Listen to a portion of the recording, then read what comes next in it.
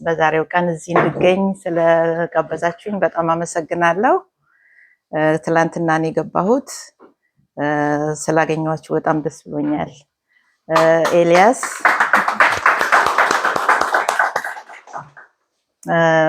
በጣም የሚገርም ትንታኔ ነው የሰጠኸው። አንድ ቦታ መውጣት አለበት ብዬ አምናለሁ። በዳርዊን ፍልስፍና ስር የሚገባ ነገር ሆኖ አገኘኸው እና ይሄ በጣም ትልቅ ነገር ነው። በጣም ጥሩ ትንታኔ ነው። አመሰግናለሁ። እንግዲህ ስዕል በአማርኛ መናገር ትንሽ ይከብዳል።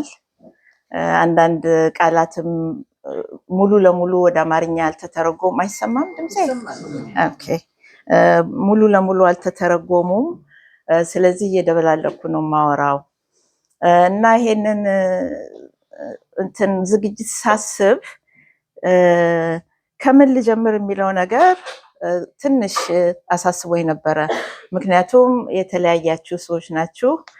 ግማሹ ከስነ ጽሁፍ፣ ግማሹ ከተለያየ ሙያ፣ ግማሹ ደግሞ ከስዕል አካባቢም እንዳለ ሰምቻለሁኝ። ስለዚህ በመጀመሪያ ከምታውቋቸው ሰዎች ልጀምር ብዬ አሰብኩኝ። የማታውቋቸውም ካሉ እነኚህ ኢትዮጵያውያን እነማን ነበሩ፣ ምን አደረጉ የሚለውን ባጭሩ ለመናገር፣ እንደገና ደግሞ ከኔ ህይወት ጋር ያላቸው ግንኙነት ምንድን ነው ከሚለው መጀመር ፈለጉ። የመጀመሪያው የምታዩት እስክንድር ወይም አሌክሳንደር ቦጋሲያን የተባለ ታዋቂ ኢትዮጵያዊ አርቲስት ነው።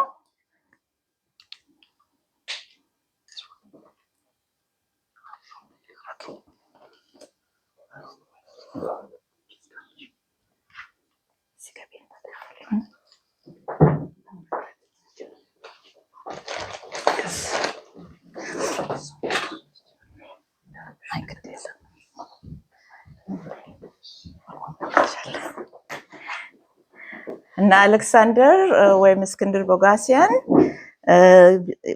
በኢትዮጵያ ብቻ አይደለም ታዋቂነቱ፣ እንደውም በብዛት በውጭው ዓለም ነው የሚታወቀው። የሁለቱንም ባህል ይዞ የኖረ ሰው ነበረ በህይወት ዘመኑ። የኢትዮጵያዊ ስሜትም አለው አሰራሩ። እንደገና ደግሞ ከመላው ዓለም አውሮፓም ኖረዋል፣ ፈረንሳይ ሀገር፣ እንግሊዝ ሀገር ብዙ ኖረዋል። እዛ ያገኛቸው ፍልስፍናዎች፣ ታዋቂ ሰዎች፣ የጊዜው ባህል እና የጊዜው የስነ ጥበብ አሰራር የስራውን የለወጠለት ሰው ነው። ትልቅ ሰው ነበር። በአጋጣሚ ደግሞ የኔ አስተማሪ ነበር።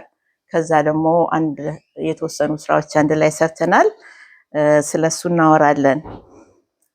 ሁለተኛውን ሁላችሁም ታውቋቸዋላችሁ፣ ሎሬት ጸጋዬ ገብረመድህን።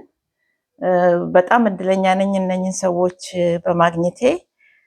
ሎሬት ጸጋዬን ያገኘኋቸው ልክ ከሶማሌ እንደተመለስኩ ነበረ እና ሶማሌ ከመሄዴ በፊት አርት ስኩል ተማሪ እያለሁኝ ግጥም እጽፍ ነበረ ያኔም። እና የተወሰኑ በሱ ግጥም ነው የወደድኩት ማለት እችላለሁ። እና ለሱ ዴዲኬት ያረኳቸው ግጥሞች ነበሩ በዛ በልጅነቴ ማለት ነው። አሁን ተመልሼ ስመጣ አጋጣሚ ሆነና የአሜሪካን ኤምባሲ አንድ ያዘጋጀው ዝግጅት ነበረ። የኖመንስ ላንድ የሚል ጽሁፍ የጻፈ ጆ ሻፒሮ የተሰኘ አንድ አሜሪካዊ ኢትዮጵያን ይጎበኝ ነበር እና ለሱ ክብር ተብሎ ኤምባሲ ውስጥ ትልቅ ዝግጅት ነበረ። እኔ ደግሞ ከሶማሌ ከተመለስኩ ወር ከምናምን ገደማ ነው የነበረኝ እና ወደ ውጭ መውጣት አትችይም ተብዬ ችግር ላይ ነበርኩ። በዚህ አጋጣሚ እዛ ለሱ ዝግጅት የተዘጋጀው ቦታ ላይ ተገኝቼ ግጥም ባነብ የኤምባሲ ሰዎችም ስለኔ ስራ ሊያውቁ ይችላሉ ተብሎ እንደውም ደበበ እሸቱ ነው ይሄንን ነገር ሰጀስት ያደረገው። እዛ ላይ ይገኛለሁ። እዛ ቦታ ሎሬት ጸጋዬ ገብረመድህንም ነበሩ እና ይሄ የት ነው የተሰኘው መጽሐፍ ሊታተም የቻለው በዛ ዕለት ምክንያት ነው። ከዛ ጊዜ ጀምሮ እስከ በህይወት እስካልነበሩበት ጊዜ ድረስ ዋሽንግተን በመጡ ቁጥር እንገናኝ ነበረ። ሁለተኛው መጽሐፍ ላይ ብዙ ለሳቸው ዴዲኬት ያደረኩት እንትን ጽሁፍ አለ።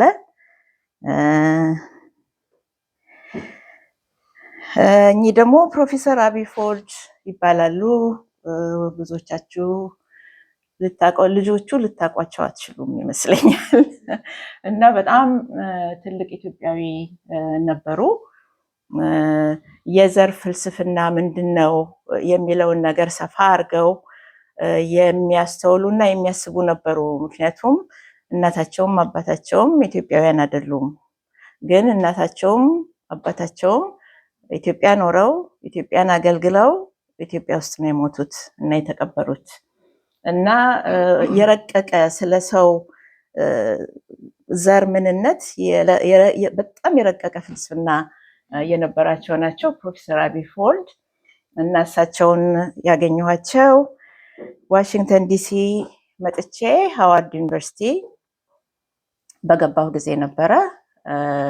አንድ ልክ የእናንተን አይነት ጉባኤ የሚመስል ዋሽንግተን ዲሲ ውስጥ በወር አንድ ጊዜ በሶስት ወር አንድ ጊዜ የሚገናኝ ሰምና ወርቅ የተሰኘ መጽሔት ነበረ እና እዛ ላይ እሳቸውም የቦርድ አባል ነበሩ እና የመጀመሪያ ግጥሜ አበባ የሚለው ግጥም ከዚህ ላይ የተወሰደው እዛ ወጥቶ ነበረ እና በዛ ምክንያት ከእሳቸው ጋር እንገናኛለን። ሆኖም ግን ህይወቴን በሙሉ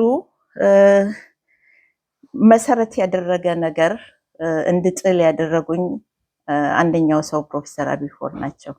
ከእሳቸውም ጋር ያው በህይወት እስከ ህይወታቸው እስካለፈ ድረስ በቅርብ የምንገናኝ ሰዎች ነበርን።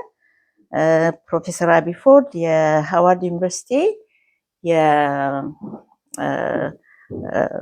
የስኩል ኦፍ ጆርናሊዝም ፊልም ኤንድ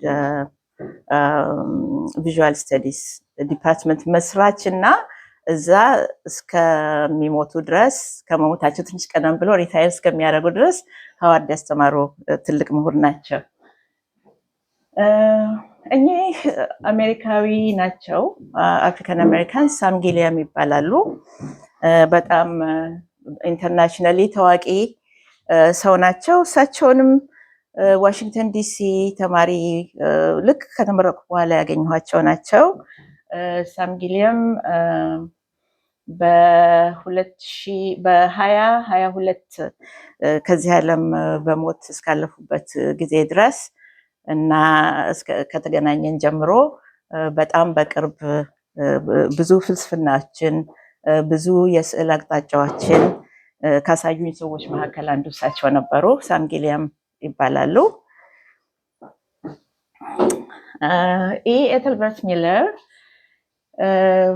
የታወቁ የአፍሪካን አሜሪካን ጸሐፊ ናቸው፣ ገጣሚ ናቸው፣ ሜሞሪስት፣ እንደገና ደግሞ አክቲቪስት ናቸው።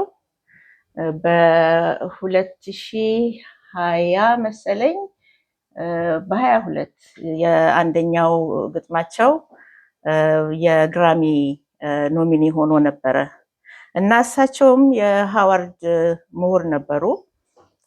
ከእሳቸውም ጋር ቅርብ ግንኙነት ነበረኝ። ይሄንን እሳቸውንም እዚህ ውስጥ እንድከት ያደረገኝ እዚህ ሁለተኛው መጽሐፍ ላይ ለእሳቸው ዴዲኬት ያደረኩት ግጥም ስለነበረ ነው። እንደገናም ደግሞ አንድ ትልቅ የኤግዚቢሽን ስራ ነበረ በቅርቡ። ግጥሙን በሚመለከት ከኢ ኤተልበርት ሚለር ጋር እንደ ኮረስፖንደንስ አድርገን አማርኛ እንግሊዝኛ፣ እንግሊዝኛ አማርኛ፣ ስዕል፣ ስነ ጽሁፍ እያለ በተዋሃደ መልኩ ሰርተናል። ይሄ ዝም ብሎ የሃዋርድን እንትን ለማስተማር ነው። ሃዋርድ ዩኒቨርሲቲ ብዙ አፍሪካን አሜሪካን ትላልቅ ሰዎች የወጡበት ዩኒቨርሲቲ ነው። ጀነሬሽናል ነው ማለት ይቻላል። አንዳንድ ጊዜ እዚህ በስተቀኝ ነው በስተቀኝ በኩል ያሉት ዶክተር ኮልማን ይባላሉ። የኔ ዲፓርትመንት ሼር ነበሩ። በኋላ ማስተማር ሲጀምር ደግሞ የኔ ኮሊግ ሆኑ። ከዛ በኋላ በዳር በኩል ያለው ሐሚድ ካሽማር ይባላል። ከሞሮኮ ነው። ሲመጣ ኦልሬዲ የግራጁዌት ስኩል እንትን ሲል ሲመዘገብ ኬሚስት ነበረ። ከዛ በኋላ ነው እንደገና ወደ አርት የመጣው እና ስዕሎቹን ሲሰራ ይሄ ባህላዊ የሞሮኮ ጥንታዊ አሰራር ከሚነራልስ እና ከእጽዋትና ከሚነራሎች ቀለም እንዴት እንደ ኬሚስትም ስለሆነ እንደሚሰራ ያንን አስመርኩዞ ነበረ ስለ ሞሮኮ ስዕል የሚሰራው። እና በአጋጣሚ ደግሞ እኔ ግራጁዌት ሌቭል ኮርስ አስተምር ነበር። የሱ ቲሲስ ኮሚቴ ውስጥ ነበርኩ። እና አንዳንድ ጊዜ እንደዚህ ጀነሬሽናል የሆነ ነገር ያድግና አንድ ቦታ ላይ ደግሞ ያገናኛል። እና ያንን ግንኙነት በማሰብ ነው ይሄንን እንትን ያልኩት። እንግዲህ ወደ እስክንድር እንደገና ልመልሳችሁ ነው። እስክንድር ቦጎሲያን ሳገኘው መጀመሪያ ጊዜ አንደርግራጁዌት ሆኜ ነው 1990 ልክ አሜሪካን ሀገር እንደመጣሁ ነው እስክንድርን ያገኘሁት። በዛ ጊዜ እሱ ግራጁዌት ሌቭል ነበረ የሚያስተምረው። እኔ አንድ አመት ሲቀረኝ በልዩ ፈቃድ የእሱን የግራጁዌት ሌቭል ኮርስ ለመውሰድ ተፈቀደልኝ። ይሄ የመጀመሪያ የኔና የሱ ሌሎችም ሰዎች ያሉበት ኤግዚቢሽን ነው በዋሽንግተን ዲሲ ፍሬንች ኤምባሲ ውስጥ መሰለኝ የታየው። ከዛ በኋላ ከብዙ አመት በኋላ እስክንድር ቦጎሲያን እኔና ሌሎች 8 ኢትዮጵያውያን በስሚትሶኒያን ትልቅ የስዕል አውደ ርዕይ ነበረን እና ከመከፈቻው ዕለት ቀደም ብሎ የፕሬስ ኮንፈረንስ ነበረ። ይሄ ስዕል እዛ ላይ የተነሳ ነው። አጋጣሚ ሆነና የሚያሳዝን ታሪክ አለው። በሁለተኛው ቀን እስክንድር ቦጎሲያን ይሞታል እና ይሄ የመጨረሻ ስዕሉ ነው፣ ፎቶግራፉ ነው። ያ የዋሽንግተን ስሚትሶኒያን ውስጥ የቀረበው የኛ የግሩፕ ኤግዚቢሽን በጣም ትልቅ ስም አግኝቶ ነበረ በዋሽንግተን አካባቢ፣ እንደገና ደግሞ በሌላው ቦታ። አጋጣሚ ሆኖ የዋሽንግተን ፖስት ትልቅ አርቲክል በዛ አውደ ርዕይ የተነሳ እኔ ስራ ላይ አቅርቦ ነበር። ይሄ አንደኛው ነው። እስክንድርንም በብዛት ብዙ ጋዜጠኞች አንስተውታል። እስክንድር ቦጎሲያን ከመሞቱ በፊት ትልቅ ስራ ከኔ ጋር ሰርቶ ነበር አንድ ላይ እና ምንጊዜም እንደ ውለታ የምቆጥረው ትልቅ ኤክስፒሪየንስ ነው። ትልቅም ኃላፊነት ነበረው። ምክንያቱም የኢትዮጵያን ኤምባሲ አዲስ ቢልዲንግ ዋሽንግተን ዲሲ በአሰራበት ጊዜ አንድ ኢትዮጵያን የሚያመለክት የስዕል ስራ እንዲሰራ ፈለጉ እና ያው እስክንድር እዛ ውስጥ ጎልቶ ይታያል። እኔም ከሱ ጋር እንድሰራ እደረጋለሁ። እንግዲህ ጊዜው በኢህአደግ ጊዜ ነው። እኛ ሀገር ፖለቲካ ከባድ ነው እንደምታውቁት። ኢትዮጵያን ደግሞ ከዛ ከፖለቲካ ነፃ የሆነ ነገር ውስጥ መክተትም በጣም ከባድ ነው። እናም አስፈላጊ ነው። በጣም ትልቅ ኃላፊነት ነበረ። ከባድ የሚሆነው ለምንድን ነው? ኮሚሽኑ የነሱ ነው። እነሱ ናቸው አዛዦቹ፣ ገንዘቡን የሚያወጡት እነሱ ናቸው። ፈጠራው የኛ ቢሆንም እና ዝርዝር ውስጥ አልገባም፣ ግን ብዙ ምንድነው ባክ ኤንድ ፎርስ ወዲያ ወዲህ የምንላቸው ሀሳቦች ነበሩ። እኛም ራሳችን በየትኛው መንገድ እንሄድ፣ የትኛውን መንገድ ብንከተል ይሄ ኢትዮጵያ የሚለውን ኤንቲቲ ከፖለቲካ ነፃ ያወጣዋል የሚለው ሀሳብ ብዙ አስቸግሮን ነበር፣ አስበንበት ነበር። መጨረሻ ላይ የተስማማንበት ጉዳይ ምንድነው? አንደኛ ምስል እንዳይዝ ነው። የሰው ምስል ከባድ ነው ማለት እሱን አስመስሎ መስራት ይከብዳል ማለት አይደለም። በቴክኒክ ደረጃ ግን የሰው ምስል በቀጥታ የሚናገረው ነገር አለው። ወይ ከጎጃም ነው፣ ወይ ከጎንደር ነው፣ ወይ ከአዲስ አበባ ነው፣ ወይ ከሐረር ነው። ባህል ግን ከዛ በላይ ነው። ስለዚህ አንድ የሰው ምስል እንዳይኖረው አድርገናል። ሁለተኛ ትልልቅ ዘርፎችን እንዲያካትት አሰብን። አንደኛው ዘርፍ የኢትዮጵያን ደገኛና ቆለኛ ብሎ መከፋፈል ነበረ አንዱ ሀሳብ። ያ ጠቅላላ ኢትዮጵያን ያቅፍልናል ብለን አሰብን። እንግዲህ ደገኛ ቆለኛ ስንል ደግሞ ባህሉ ምንድን ነው?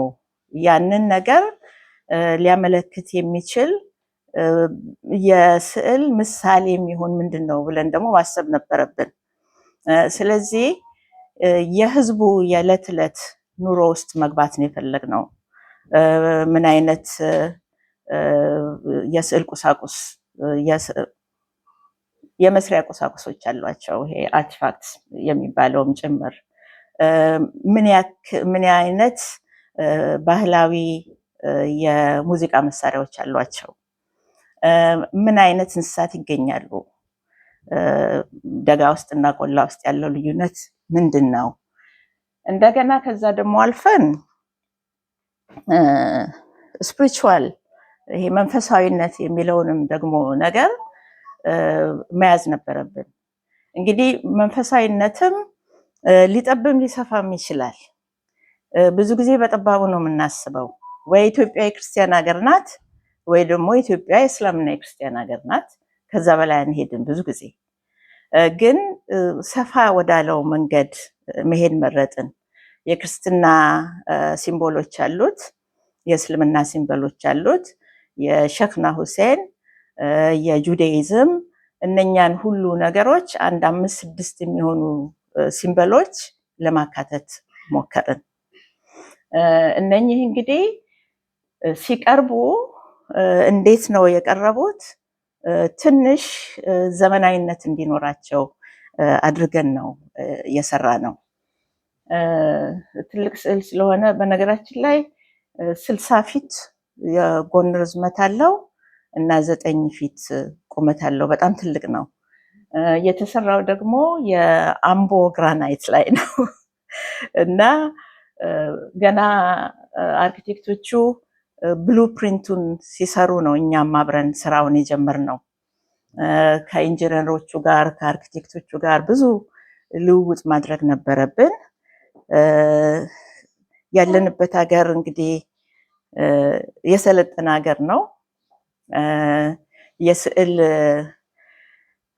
አቅርቦቶችን በጣም የረቀቁ ናቸው ብዙዎቹ።